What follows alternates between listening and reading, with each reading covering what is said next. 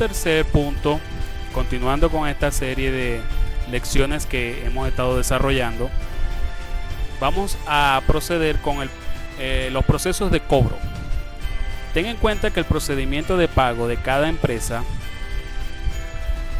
puede variar según los sistemas de gestión adoptados, la fecha de recepción de los clientes, los flujos internos y los procedimientos de control. Por lo tanto, verifica siempre la antelación con la que se debe enviar la factura, los datos de contacto de quien debe recibirla, el plazo de pago y los datos bancarios exigidos por el departamento financiero de dicha empresa. Ahora bien, cuando nosotros vamos a elaborar un contrato, no solamente vamos a tener en cuenta aquellas cláusulas que tienen que ver con los servicios que se van a prestar, con la información básica de la empresa a la que le vamos a prestar dichos servicios y por supuesto ciertas cláusulas que se van a tener también establecidas en el caso de que alguna de las partes vayan a fallar o a faltar a estos acuerdos que se van a estipular en este documento. También tenemos que nosotros dejar por asentado muy bien todo lo que es el proceso de cobro, porque esto, como nosotros agentes digitales, no es de gran interés. Entonces el pago, ese proceso de pago debe ser lo más posible adaptado a cómo es todo el flujo del proceso de pago que tiene esa empresa, negocio, establecimiento o comercio al cual nosotros le vamos a prestar servicios digitales, servicios en marketing, en email marketing, redes sociales u otros servicios de diseño gráfico, publicidad online, etcétera. Y bueno, dependiendo de cada uno de estos tipos de servicios digitales, debemos entonces hacer la perfecta adaptación al proceso interno financiero de pago de facturas que tiene la empresa. No todas las empresas tienen los mismos procedimientos. Entonces, ¿qué es lo que tenemos que tener en cuenta? La fecha, cuando somos perfectamente establecidos nosotros como proveedores de servicios, tenemos que tener en cuenta los controles internos que ellos a menudo o con toda regularidad aplican para poder realizar estos pagos, ¿ok? Otro punto que tenemos que resaltar en este momento sobre el proceso de cobro sería verificar con antelación cuándo enviar la factura, el contacto de quien la recibe y el plazo de pago.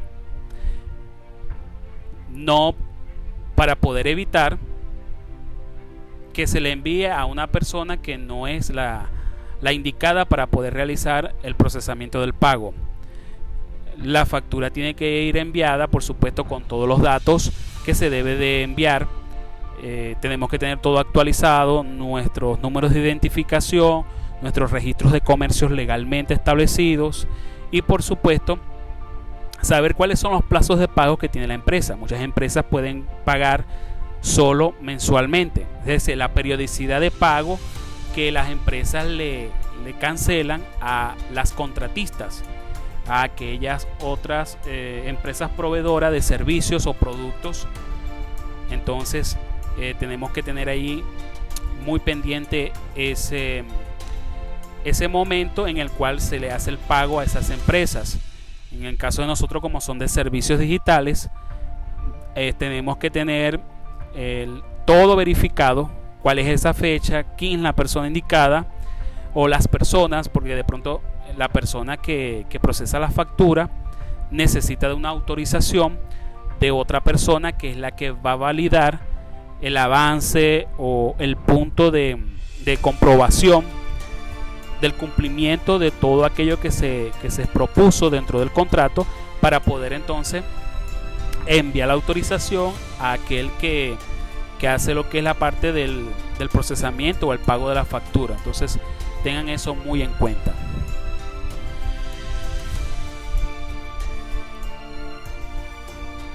Una de las cosas que se tiene que tener también en cuenta es que la mayoría de las empresas escogen 2 fechas al mes para pagar sus facturas. Posiblemente pagan los primeros días del mes o sencillamente después del 20. Hay empresas que procesan facturas después de los 5 días hábiles del mes. Como hay otras empresas que también facturan dentro de los 5 días después de los 20 de cada mes. Es decir, inicia el mes de agosto, por ejemplo. A partir del 5 de agosto en adelante comienzan ellos a procesar las facturas. Si tú la envías ese mismo día, por lo seguro vas a tener otras facturas ya en la cola, en la fila de la bandeja de entrada del correo de la persona que procesa las facturas. No es lo recomendable. Lo recomendable es que dentro de los primeros 5 días tú tengas ya lista tu factura y la envíes a el correo electrónico de la persona que tiene en sus atribuciones el procesamiento de las facturas y el pago, ¿ok?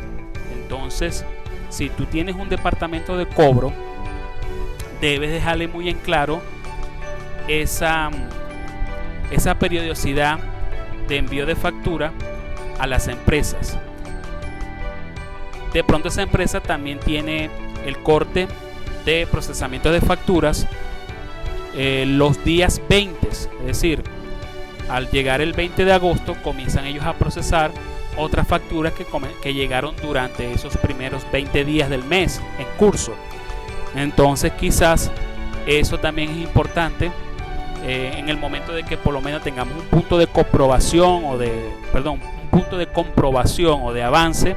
Tú inmediatamente puedes, según lo que está acordado en el contrato, puedes enviar la factura de un cobro porcentual debido a que se está validando que hubo un avance, hubo un servicio completado o una etapa del proyecto estratégico que se estableció, que se diseñó para poder lograr los objetivos planteados. Entonces, ten en cuenta también eso. Cerciórate de tu régimen tributario y el de tu cliente, considerando los días vigentes del contrato. Por supuesto, no quiere decir esto que si el contrato es para 3 meses, por ejemplo, si es un contrato de posicionamiento SEO, posicionamiento orgánico, y el cliente para probar los resultados primero lo hizo a 3 meses. No puedes dejarte que te pase un mes, 2 meses y entonces no vas a enviarle todos los puntos de avance del servicio, de las tareas y actividades que tuviste haciendo ya al último mes, ¿ok? Porque recuerda que este es un contrato con tiempo muy bien definido, a 3 meses.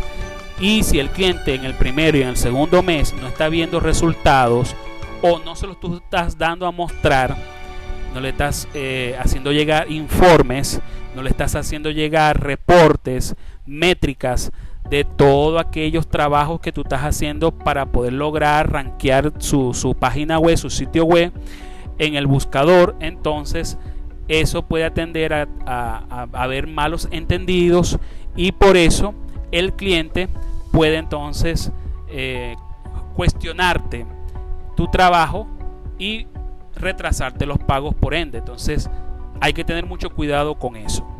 Seguidamente seguimos con la cuarta parte del estudio de las etapas de un contrato. El término compliance se origina del verbo to comply de la lengua inglesa y significa acción conforme a la regla, sea la misma legal, administrativa, regulatoria o interna. El compliance es un estado definido por el conocimiento, el control, el procedimiento y el entrenamiento. Así que estar en conformidad significa conocer las reglas, capacitar a las personas involucradas y poseer y ejecutar los procedimientos de control para mantener el estado. De tal manera que una de las cosas que conforman la parte de un contrato es que después de haber leído todas sus cláusulas, condiciones, valores, contenidos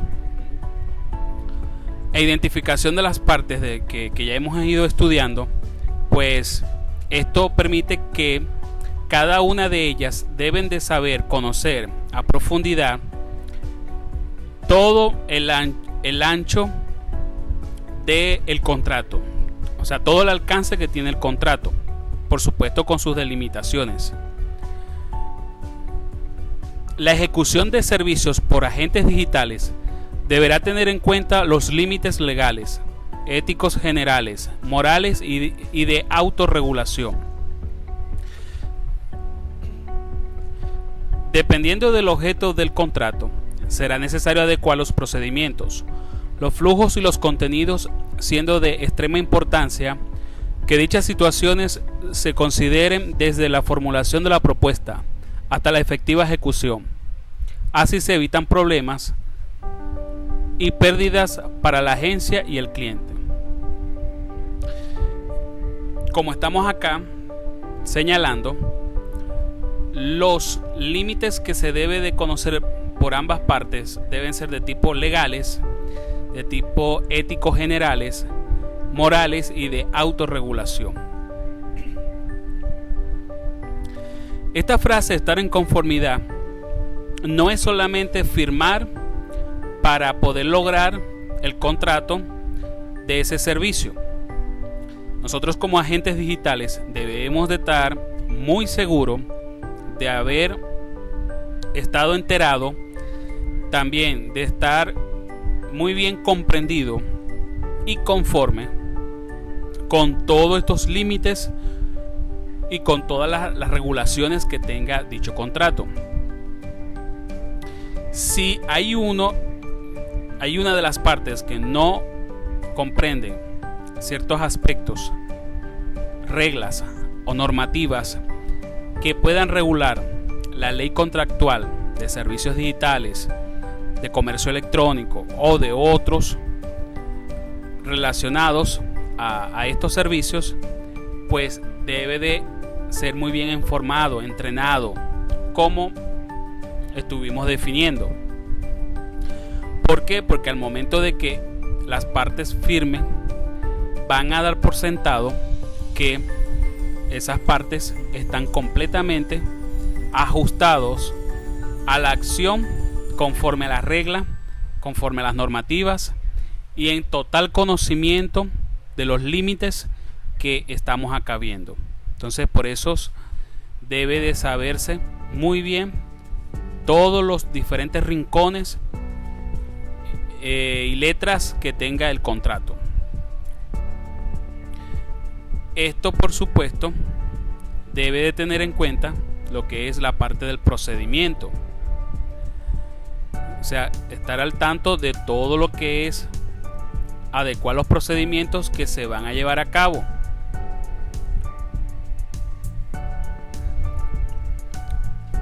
Solo los propietarios de la empresa deben de conocer esos procedimientos. Por el contrario, todo el equipo debe ser capacitado y concientizado por medio de entrenamiento y reciclaje para que todos conozcan las reglas del juego y transformen las buenas prácticas en una cultura y diferencial de la empresa. Debido a ciertas normativas que se deben de tener con respecto a lo de la confidencialidad, con respecto a lo de la regulación, lo que es el derecho al manejar y procesar los datos personales de las entidades que están ahí involucradas, pues esa información solamente la debe de manejar tanto el servidor digital como la empresa cliente, en este caso los que están representando dicha empresa. En caso de que hay algún procedimiento que no se entienda por alguna de las partes, entonces se tiene que proceder a lo que es la capacitación y concientización para que pueda estar al tanto del debido proceso, de todos los servicios que se van a prestar, en los tiempos estipulados, las tareas, los puntos de comprobación, cuáles van a ser los criterios para poder establecer los éxitos.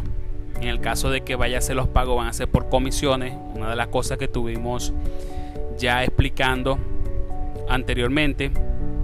También los criterios de avance por etapas, y eso se tiene que dejar muy en claro expresamente para que al momento de que ya se tenga completada una etapa, poder entonces tener, como decir, la parte de la aceptabilidad del cliente, de que ya esa etapa se completó de manera satisfactoria, y se tiene que seguir avanzando para poder cumplir con los objetivos del proyecto. Entonces debe de haber esa capacitación, esa concientización por ambas partes, no desconocer nada de lo del contrato, no hacer nada como decir, por debajo de la mesa, ni tener ningún tipo de secretos de uno a otro, sino ser completamente transparente y fidedigno en todo lo que se debe de llevar a cabo para poder lograr el objetivo como tal. Ahora vamos a entrar a un punto muy importante que se va a desarrollar dentro de este tema, que es la estructura básica de un contrato.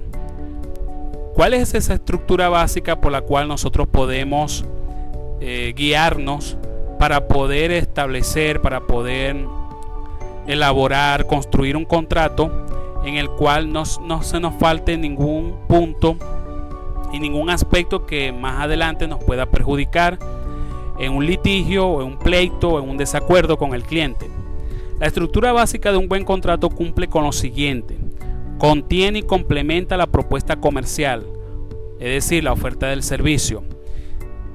No podemos hacer un contrato si no ya le hemos enviado al cliente una oferta, una propuesta, donde él va a estar evaluándola, ya seguro está de acuerdo con muchas cosas, o en otro caso puede ser que no estuvo de acuerdo con algunos puntos. Si es así, ustedes tuvieron que haber conversado, haber definido, replanteado algunos puntos para poder acordar y refinar esa propuesta.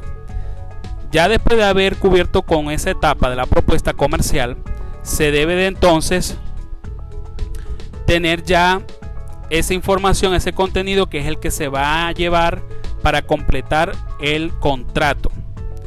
Otra de las cosas que debe tener un contrato es que debe de poseer etapas bien descritas, es decir, cada uno de los aspectos que se van a estructurar, que se van a desglosar dentro de un contrato, tienen que estar muy bien descritos. Las cláusulas, las condiciones, el tiempo de duración y todo y cada una de esas cosas que debe de tener un contrato, que ya las vamos a estar viendo más adelante. Un contrato tiene que tener reglas de aprobación de etapas. Preferiblemente, cuando es un contrato de servicios digitales, se debe de hacer estos por etapas y establecer en él aquellos criterios, aquellas condiciones y por supuesto todos aquellos elementos de validación que tendrá el cliente para poder aprobar una etapa, cómo pasar de una etapa a otra etapa. Entonces, esos puntos de comprobación se deben de tener muy bien especificados en el contrato. A su vez, se debe de elegir criterios que van a poder tener el común acuerdo con el cliente y el prestador de servicio, de lo cual se va a indicar que se está marchando bien, que se están obteniendo los resultados esperados y que el contrato se está cumpliendo cabalmente. En él se debe de definir las aplicaciones de estadísticas e informes ¿Qué quiere decir esto? Que usted tiene que definir cuáles son aquellas herramientas o aquellos software que van a utilizar para poder mostrar las estadísticas, los resultados, las métricas que le va a mostrar al cliente, que le va a entregar a él. Y por supuesto los informes, que eso va a poder ayudar a lo que es el avance de las etapas, la aprobación de las mismas y por supuesto el efecto de los pagos y cumplimiento de todas las condiciones y las cláusulas que fueron estipuladas en el mismo. Estas son, como decir, las partidas más importantes que debe de conformar la estructura básica de un buen contrato. Quizás hayan otras más que bueno, ya entran en un segundo plano, pero básicamente estas son las que más ayudan, las que más mejor estructuran un buen contrato de prestación de servicios digitales. Bien, iniciamos entonces con la estructura básica de un contrato. En este particular vamos a desarrollar las partes de un contrato de servicios digitales. Quiero aclarar muy bien que después de haber estudiado varias fuentes, concluimos en dividir un buen contrato en 8 partes esenciales. Esto no es estándar, ¿qué quiere decir? Que no por esto en todo el mundo, en todos los países y en todos los casos se debe de tener obligatoriamente todas las partes que se van a estudiar acá, sino que son las principales partes más esenciales, más necesarias, con las cuales se debe de elaborar muy bien un contrato para servicios digitales, como estamos estudiando. Lo primero que se debe de saber es que una estructura de un contrato debe de tener las partes muy bien definidas y conocerse ambas. Cuando usted va a hacer o cuando usted va a establecer relaciones contractuales con otra empresa, con un cliente, usted debe de conocer muy bien esa empresa, que esté bien conformada, que su documento constitutivo y la actividad comercial a la que se dedica, por supuesto, entre dentro de todo el marco legal. Has negociado con el personal del sector de marketing o comercial de tu cliente y has combinado todos los detalles. Muchas empresas son de gran alcance, son emporios, corporaciones, en la cual tiene un voluminoso grupo de personas que trabajan y que todos sus departamentos están muy bien definidos. Este es un pequeño detalle que normalmente se ignora al firmar un contrato. ¿Cuáles son aquellas partes o aquellas personas con las que vamos a firmar un contrato? Muchas veces los servicios que tú vas a prestar es específicamente dentro del departamento de mercadeo y hay un ejecutivo que está a cargo de ese departamento. Lógicamente, en la mayoría de los casos, el ejecutivo que figura en ese departamento quizás no aparezca en el documento constitutivo de la empresa y por ende eso no va a dar a cabida de que tú desconfíes, porque quizás esa persona es un alto ejecutivo a la cual se le ha delegado la misión de contratar servidores para llevar a cabo determinados trabajos desde el punto de vista del marketing, del posicionamiento o del social media dentro de la empresa. Entonces, ¿qué tienes que tú hacer? Tú tienes que verificar que esa persona tenga un poder al cual se le delegó y con el cual esa persona puede, a nombre de la empresa, contratar servidores, proveedores para que presten servicios digitales a la empresa. Eso es lo que debes tú verificar. ¿Quién firma ese contrato? Y si tiene expresamente un poder por parte de la junta directiva, del presidente o del representante legal de la empresa. Recordar también los gestores del contrato, especialmente cuando contratas con empresas que tienen departamentos definidos y gran volumen de personas que pueden tener contacto contigo. Es importante que elijas en el contrato quién será la persona, tanto de tu lado como del lado del cliente, que gestionará el contrato. Dicha persona, cuyo nombre se incluirá en el contrato, será quien podrá aprobar las etapas acordadas, validar las informaciones, contratar nuevos servicios, es decir, podrá efectivamente gestionar el contrato entre las partes. Claramente les estoy diciendo acá que ya de pronto tú eres una agencia grande en la cual tienes varios colaboradores que te ayudan en diferentes áreas. Por ejemplo, si aquel cliente, esa empresa cliente, está solicitando a tu agencia, a tu ente, servicios en marketing para redes sociales y tú tienes un community manager para esa área, entonces tú perfectamente puedes delegar esa función a ese colaborador y él es el que puede aparecer o ser reflejado dentro de ese contrato como el representante de tu agencia o de tu empresa. Y a su vez, de la parte de la empresa cliente, quizás quien va a hacer todas las conversaciones, las relaciones contractuales, va a ser es el gerente de mercadeo o gerente de marketing digital o cualquier otro cargo que él ostenta dentro de ese departamento. Entonces, ya al tener conocimiento de las partes y de sus respectivos delegados, entonces ya esa área se cubre dentro del contrato, porque ya se conocen las partes, ya saben quiénes son sus representantes, que están perfectamente facultados para poder celebrar ese contrato a nombre de cada una de las empresas que se están ahí relacionando. Segunda parte de la estructura básica de un contrato. Objeto de un contrato de servicios digitales.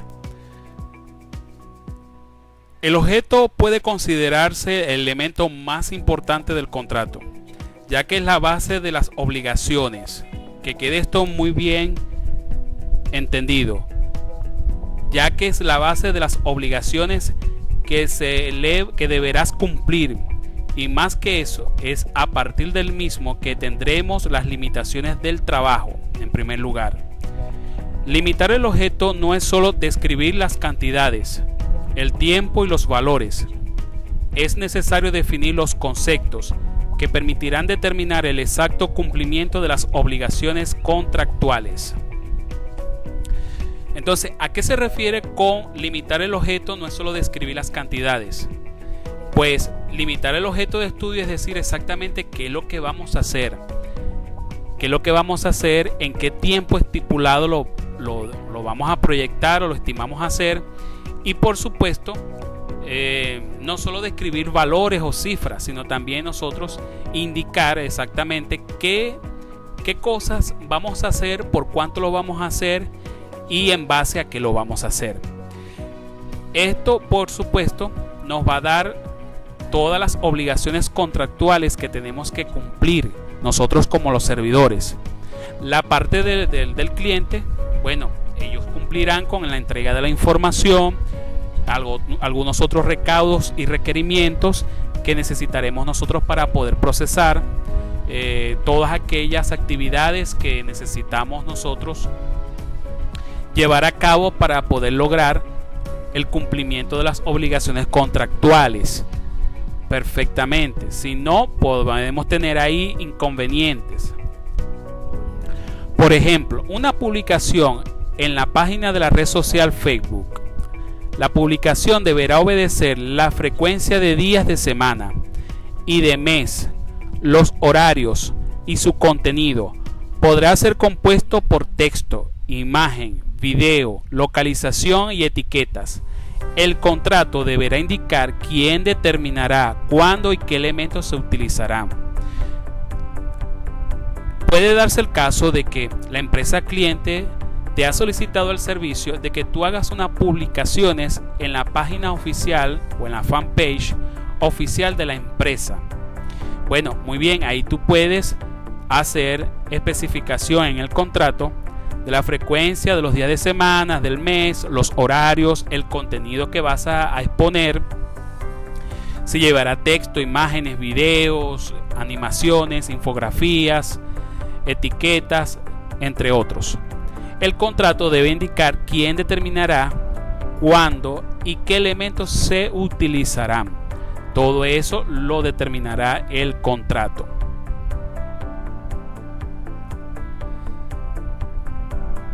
Es de suma relevancia acotar que en contratación de las campañas publicitarias a menudo utiliza la expresión compromiso sin atribuirle ningún significado objetivo. ¿Ya? Es decir, esto es muy importante. ¿Por qué? Porque acá no estamos hablando exactamente de objetivos, sino de compromiso. Como por ejemplo el alcance total por área o perfil. ¿Cuánto nos comprometemos que al hacer esta campaña publicitaria se va a tener un alcance? De hecho, aquellos que ya tienen cierta experiencia en campañas de Facebook, por supuesto en Facebook Ads, se dan cuenta de que Facebook le indica ya un estimado del alcance de personas que van a visualizar ese anuncio publicitario, dependiendo de la inversión que tú le vas a hacer. Entonces, más o menos usted puede canalizarlo por esa vía, por esa experiencia, e indicarle al cliente, bueno, cuál es tu propósito, el deseo de alcanzar en esta campaña publicitaria. Bueno, son 100,000 personas. Entonces ya tú más o menos tú puedes hacer un cálculo de un estimado de cuántas personas se puede hacer un alcance de esa campaña de anuncios. Tendrás que hacer varios anuncios en esa misma campaña, y bueno, hacer también un cálculo de cuánto se tendrá que invertir para que Facebook pueda entonces apoyarte en esa labor. El número de interacciones posibles.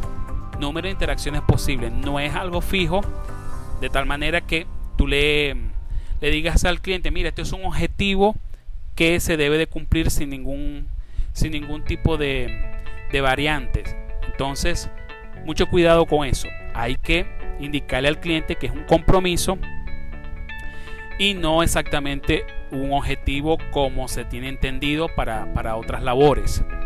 También otro compromiso de ejemplo puede ser la conversión en visualización, acceso, hasta ventas que se pueden hacer por la misma red social, entre otros elementos que se pueden alcanzar gracias a una campaña publicitaria. Muy importante tener en cuenta todo lo que se debe de trazar al momento de nosotros indicar dentro del contrato cada uno de estas metas, por decirlo así, de estos compromisos a los cuales nosotros nos estamos amarrando, nos estamos nosotros comprometiendo, valga la redundancia. Este es un ejemplo que muestra lo importante que es especificar las obligaciones, delimitar las responsabilidades y establecer el significado de las expresiones utilizadas, por más que parezcan obvias. Entonces, el objeto del contrato tiene básicamente o esencialmente ese propósito, el objeto, que nosotros podamos indicarle al cliente pues todas aquellas cosas o todo aquel alcance que se compromete pues la parte del servicio o que va a ofrecer el servicio con la parte que va a recibir el servicio.